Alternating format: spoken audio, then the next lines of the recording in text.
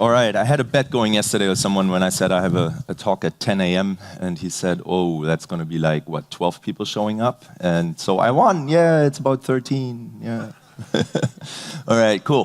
Thank you for letting me talk here. Great, awesome. And great introduction. I spent 7 years in venture capital. I've actually been here at this conference speaking about venture capital for a couple of years. It's my 4th time here now. And I also travel to other places in Eastern Europe, but also Western Europe.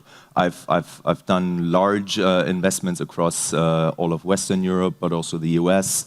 My fund, the big VC fund that I was with, was a investor in Spotify and other larger European startups. I then changed my role to a smaller VC, and then last year I call it no VC.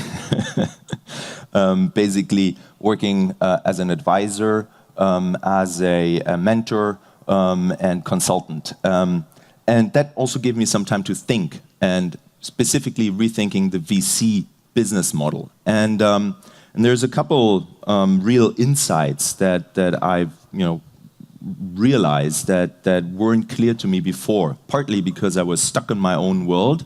I was stuck in my own blinds, and I drank my own Kool-Aid, as you say. And I wanted to share some of these thoughts with you, because some of it can greatly affect your own startup, your own future, and your own wealth creation, frankly. This is something that we all know. We live in a new era of tech. This is really important because it'll really go straight into what I'll be talking about later, about early stage SaaS startups, right? We have incredibly massive scale on mobile, on platforms, radically reduced costs. It costs 10 times less to start a company than even like 5 or 10 years ago. It's just amazing, right? You have increased growth velocity. I've seen a lot of companies grow from 0 to, say 100,000 MRR in a couple months, some, even a year. And this is something that just didn't really happen before because it took a much longer time to build it first and then to start launching it in the market. And that now has come down to 300, 600, 900 development hours to actually build an application layer SaaS product that allows you to monetize. And that is something which has changed. At the same time, we have a phenomenon in the market that I call the VC funding model non-compatible with SaaS startups. I work as an advisor with a couple smaller startups, early stage SaaS startups that do 20, 30, 40,000 in MRR, which is break even with the founders, or actually some of them highly profitable because there's only 2 founders.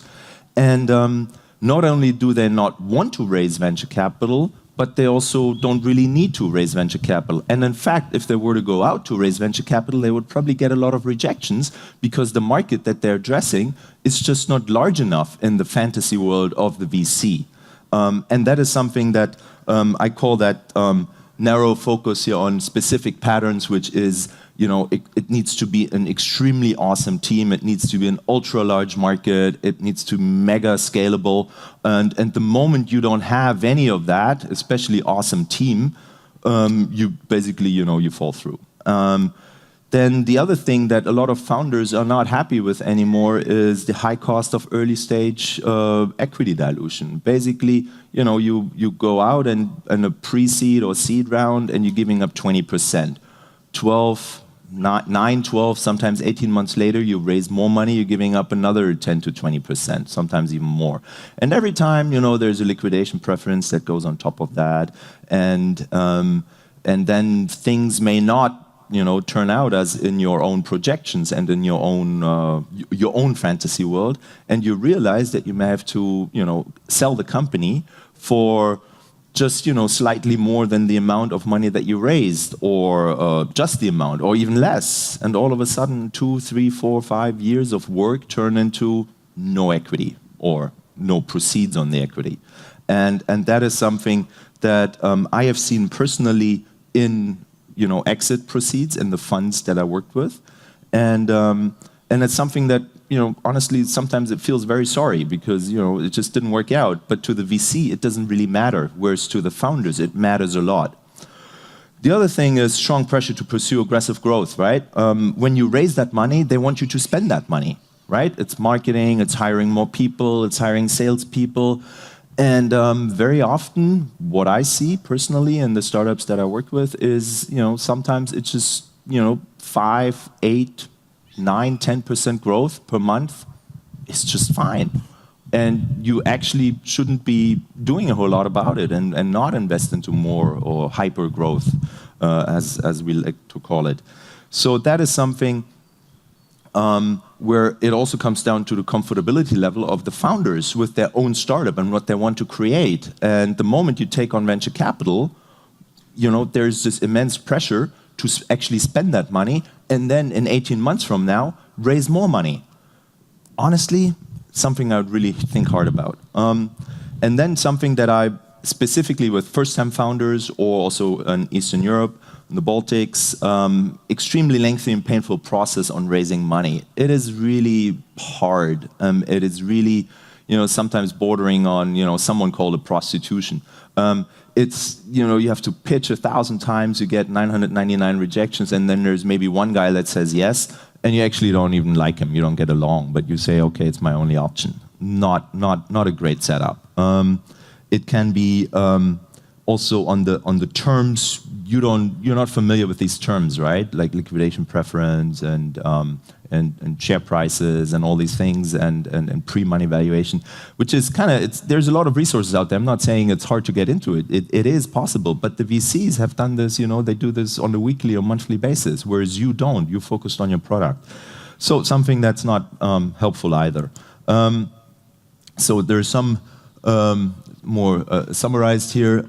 There's one more thing. I call it the need to produce outsized returns. The moment you raise money from a VC, you are adopting their business model. And that business model is per fund, 1 or 2 outsized returns, and the rest kind of returns the money or nothing. And the ones that return the money are the ones where you get screwed as a founder, frankly. Screwed in the sense that the VC gets the money back, but you don't get any. And then there's a couple of write-offs, which actually doesn't happen too much. It does happen, especially on like mega fundraisers and blowout rounds where money gets spent in a very fast way. But in the SaaS world with predictable revenue, it's not exactly what happens a lot. But anyway, still, you have to produce those outsized returns in order to fulfill the VC's business model. And that is something where you are adapting to them, but they're not adapting to you. Yeah, I call it's like a drug. You need more shots, right? You start once, you're expected to spend the money. 18 months later, you need more money.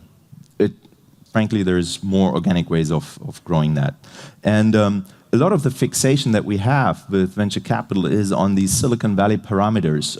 It's the valuation, the amount of money that you raise, the way you're spending it, the way you're raising more money from other larger VC funds. The problem, though, is if you're not actually in Silicon Valley with your startup, the chance to get acquired by someone who is willing to pay on the acquisition side, those, upside returns, even in startups that are actually failures, right? You're screwed because we just don't have that acquisition ecosystem. People or larger companies are not yet in the habit of systematically buying startups, even the ones that consider not great successes, that had raised 10 million and get sold for 20, or even only just 10. It's not a great success, right? In terms of the VC thinking. In Silicon Valley, those companies get acquired all the time for talent, for technology, insourcing innovation, and that is something that doesn't happen in Europe yet at scale. There are some Americans that come over to Europe to buy companies. There are some Americans buying. I'm not saying it doesn't happen at all, but it doesn't happen at the scale that we need in order to make sure that those founders get absorbed into larger companies.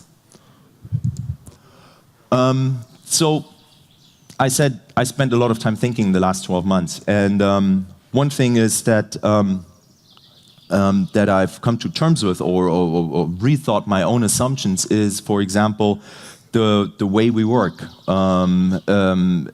Bootstrap founders. I've met great bootstrap founders doing 20, 30,000 MRR that work 4 or 5 hours a day.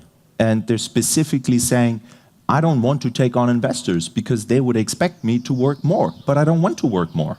This is how I want to run my company. I have, 6 employees. We're growing at, a solid 3, 4, 5% a month, and I'm happy with that. And I own the company 100%. I mean, seriously, who here would love to own a 20, 30,000 MRR company? Hands up. No one? 2, 3, 4, 5 people. And the others all want to raise millions of dollars, right? Otherwise, you wouldn't be here. Okay, I'm pulling a leg, I know. So, in the past, VCs used to call that lifestyle business. And it was like, the dirty little cousin of entrepreneurship. Honestly, I think it's the way to go. And the very small subset of companies that qualify for venture capital, equity money, are the ones that can go for venture capital and produce super outsized returns and create the big stories that we read on TechCrunch. Remote work, it's something that also I've revised my assumptions on. I work with a company right now called Hotjar as an advisor. There are 40 people, they're based out of Malta, and they knew from the beginning that in Malta they wouldn't be able to attract the talent that they needed. So from day one, everyone in the company worked remote. Even the couple of guys that are based in Malta do not work from an office in Malta, they work from home. So everyone's remote. And now they have 40 people, of which 6 are in North America. The majority is in the European time zones. And they work all remote, and it works. And they're scaling the company nicely, very, very relatively slowly, organically scaling the company in terms of revenue, but also people. And that is something that I have, revised my own thinking. Profitability is one of those things. The VC world, obviously, equity is there to fund that, what we call the J curve, the curve that is below the break-even line. I've, also Hotjar and a couple others, I see 10, 20% EBITDA, the money being reinvested. Actually, money at the end of the month on the bank account actually keeps increasing. And I'm like, awesome, you just don't change anything. Don't take on money, the pressure will be there. Don't hire too fast, just leave it the way it is and grow with the 5% that you have. Build from anywhere. One of those things, the Silicon Valley fixation, then it was the London fixation, Berlin, and the other capitals in Europe. I think you can build from anywhere. You could be sitting in Gran Canaria. I've met great bootstrapped entrepreneurs building proper B2B SaaS products in Gran Canaria, in Las Palmas. And, or, anywhere else in Eastern Europe. I mean, we are part of that build from anywhere in a way here, right? And then one thing that's come really dear to my heart is, and I'll talk about that a bit more, is focus on one versus multi-project.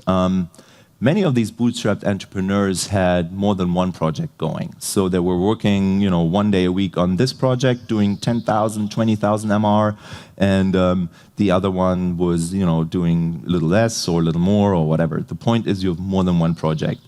If you take on VC money, there's only one project that you're working on, and it's that one. In fact, I've had plenty of situations where founders had still meddled in other startups or in previous businesses, whether it's, like an old economy business or whatever, where they were asked to either leave that business or transition their shares to a trustee or, all kinds of weird things, because the VCs need you to focus on this one business that you're working on that they funded. Because it's a conflict of interest, which I bought into as well. Actually, I in a way, I still do. Because when the shit hits the fan, and in your old business, are you coming into work into my business that I funded, or are you going to the other business in the morning? So there's the conflict. So that thing, the multi-project thing, though, allows you to build a portfolio, right? Because if you fail in the one business that the VC funded, you're done. failure culture and whatever, restarting, you can all do that. But the point is you just wasted, 3-4 years, you maybe gained some experience, you maybe even had yourself paid a salary from the VC equity. That's all great, but the point is, it was not a success. You did not create wealth for yourself. And your employees, by the way. So that multi-project thing, right? Anyone know that show, Big Bang Theory? Come on, 1 guy, 2 guys, 3, 4, 5, 6. Oh, a lot, great, awesome, I love it. One of my favorite shows. I've watched everything, and it's a lot of episodes, right? So you imagine how much time I spent on that on Netflix. You know the episode names, right? The way they're structured. It's not about these ones in particular. It's just the way they're structured. It's about something typically, scientific, and something about, romance or emotional. And there is a great title that I came up with to describe that one major VC versus founder disbalance that I just talked about. The focus on one versus multi-projects, and I call it the exclusivity asymmetry. And the point is, the VC needs you, or requires you to be exclusive with your project, right, to them. But they get to build a portfolio, and they're not exclusive with you. So, imagine it's a female VC, right? You're exclusive with her, but she's not exclusive with you. Why would you do that? I mean, would you do that in real life? No, you wouldn't.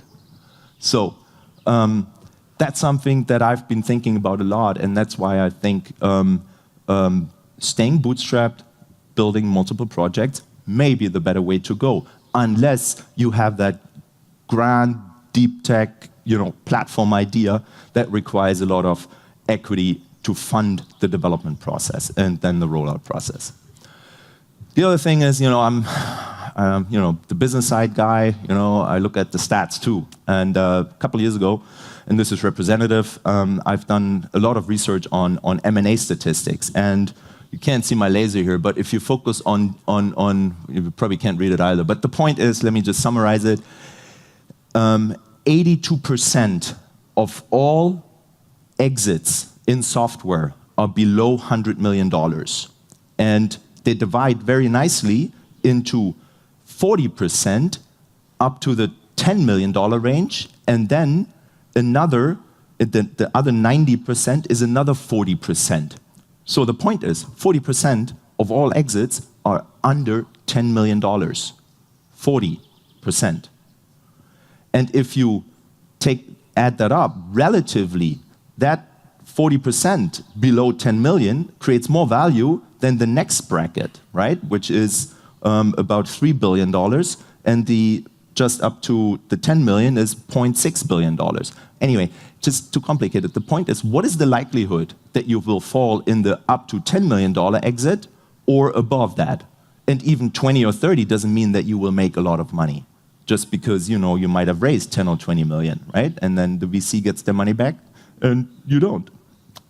So, long story short, think about the stats and the likelihood of certain outcomes. It's how the world works. It's how your DNA works, right? You have 60% chance to get something, and you may or may not, or a 90% chance. So that's when I thought about these things more. The bootstrapped entrepreneurs and those outcomes. And then I found something that I hadn't really seen before either, before the last 12 months, which is there are marketplaces, brokers essentially, that sell websites. They started in the past with small lead gen businesses, like Amazon FBA, Dropship, or whatever, all kinds of relatively simple web businesses, by the way, which can be greatly profitable too. And they've, over the last couple of years, they started focusing on SaaS too. And I realized that there is an M&A market in the sub $5 million category, which I had never paid any attention to. And in that category, typically companies are acquired, not acquired for talent, as what we hear, right? When we hear that acqui-hire concept from Silicon Valley that may have kind of come over to Europe, more or less. But these companies are typically acquired for bolt-on to some existing business because it makes sense, or for cash flow and growth by actually a tech entrepreneur that has made money in the past, has a new idea, looks for it, researches the web, and then sees that a small web business that does already 20 or 30,000 in MRR is being for sale by some other entrepreneur, and he says, hey, I'm just going to buy that and develop it further because that's easier and saves me time than developing my idea from scratch, because you might as well save the 6 months or 9 months or whatever of development. So that's something that was new to me, to be honest. The other thing, what I found out when I researched a lot of the entrepreneurs on those marketplaces, like I had them send me their teaser, and I researched the companies and the entrepreneurs, even talked to some of them. All of them spend 2 days or less on these actual projects, which do, as I keep repeating myself, 20 or 30,000 MR, or sometimes only 5,000, but because they all have other projects they're working on. And the number one reason for selling is not because they're bored or something, or they need money. It's simply because they want to focus on some other project and could reinvest the money, or 1,000 other reasons. But the point is they have more projects running. So I did even a little listing, and again, you may not be able to read it, but the point is there is, when you look at it, it's all application layer SaaS. It's something that you can build relatively quickly, and you can launch tomorrow, and then you have the first customer tomorrow. And it could be a blog software for like a SaaS blog software on Evernote. It could be email automation. It could be a simple business intelligence tool. It could be an online payments tool. It could be sales CRM. It could be workflow automation, data extraction, auto dealer, like a car dealership software, monitoring of third-party seller feedback on Amazon. So all kinds of ideas that typically come from someone who has spent some time in this, or maybe as a developer, or has built another product and realized, hey, this kind of makes sense, but we can't put it into this product, so we might build another product, And then they do, look at it, 2,000 MR, 3,000, 4,000, 6,000, 7,000, 30,000, 80,000, 200,000. And so just to give you a little indication, obviously, the more growth there still is, the higher the sales price, the multiple on that revenue, right? And again, these are 2 or 3 people companies. I researched the founder structure. 1 founder, 3 founders, 2 founders, 2 founders, 3 founders, 1 founder, 1 founder, 2 founders. And they're selling it for $1 million. 2 founders, $1 million, 2, 3, 4 years of work. They have another project going. What do all these founders or all these companies have in common? What's the one thing that they have in common? No investors. That's the big difference. And that will make the difference in your pocket after these couple of years. And it doesn't even have to be 4 years, it could be 2 years. Pretty reasonable launch, especially with what I described earlier, with all these platforms available and all these APIs, all these mashups that you can think of that make sense. And then you put a nice layer on top of it, and you're done. There are companies, Stripe, one of those things, right? It's for developers. There's some guys who developed an interface to make non-developers be able to implement Stripe. Checks off. There we go.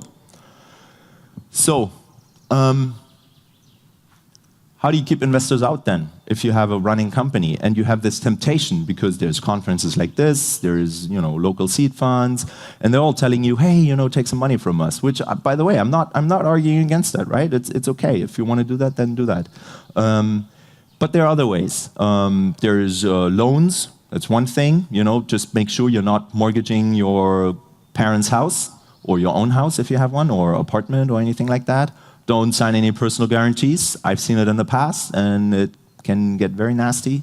One thing, and that's relatively new, is what a new category, well, actually the category's been around forever, right? Non-dilutive capital. But the point is that there are new concepts in that world. And one thing is called a company called Lighter Capital out of Seattle, and they give you what they call a revenue-based loan, revenue-based finance. So they give you a loan, and they take, starting the next month, a percentage of your revenue that pays back their loan. And there's no further guarantees or warranties or anything like that. So basically, it's like venture debt, but for a category below venture debt, because venture debt, first of all, it goes on the bottom line, so it comes out of profits, the repayment.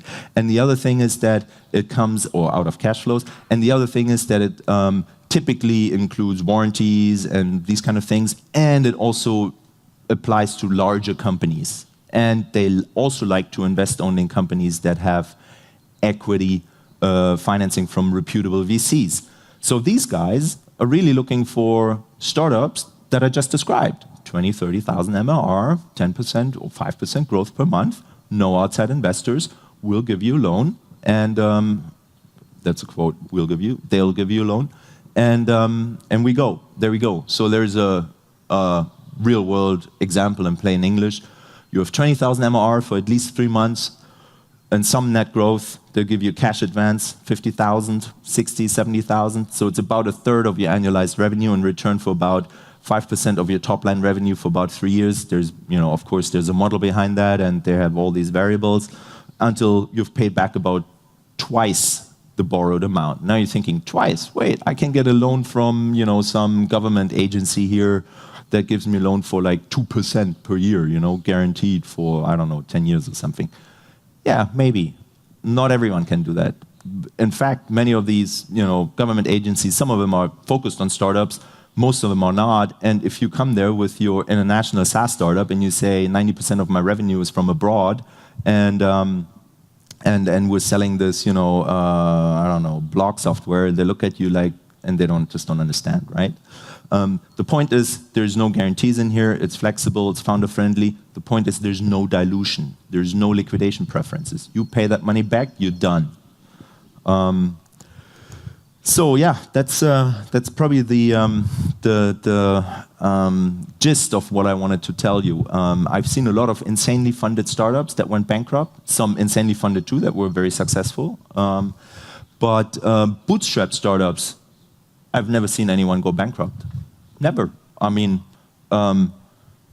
they may flatten their growth, right? They plateau at some point.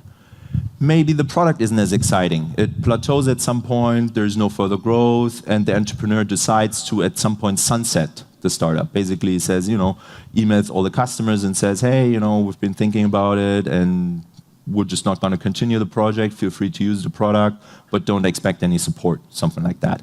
But they don't go bankrupt. And the money just keeps rolling in as long as people keep paying for it.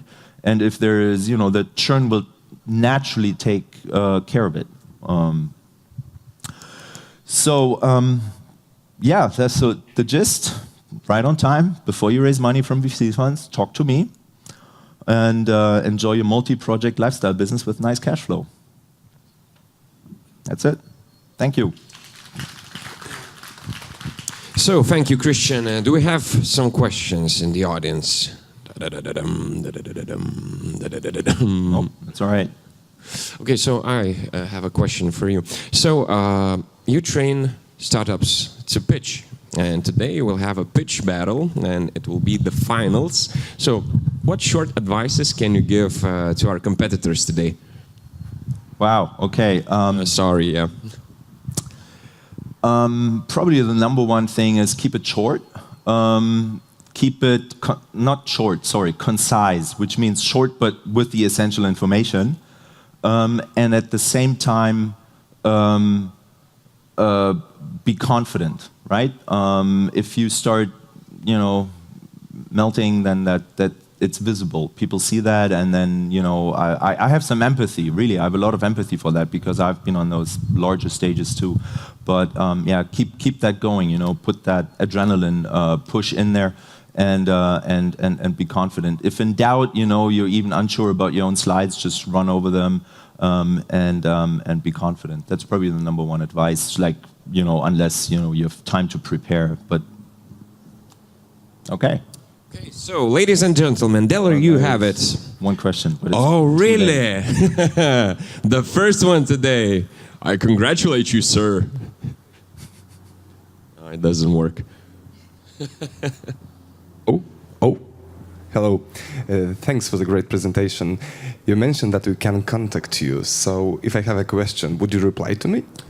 Of course. Now, if you're one of the 150 LinkedIn invites that I have not replied to, and you're insinuating that, then I apologize. But what it always helps is putting a little note in there and saying, hey, we met at the conference, that particular conference, and we talked about this and that, and I'd like to connect, and right? That's really helpful because, I get a lot of LinkedIn requests from people I've never met, and then sometimes I accept them if there's somewhat an interest that I can identify, and sometimes I don't, frankly, because I'm like, we've never met, and you sell cars. Why should I accept you? So.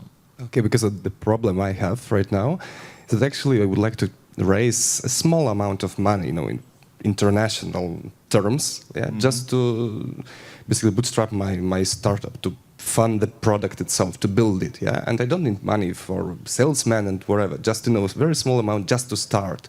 And this is where the problem arises, because all these VCs, they look very high, they aim, multi-million growth and so on and so on. Yeah, but even the business angels that you should be addressing are going to be looking for that, because they eventually, what they want is to upsell their stake in your business to the next investor that invests at a higher valuation. That's a typical business model, right? So I'm not saying they're selling their stake, they're upselling in terms of the book value. So they want someone to invest more money at a higher valuation later on.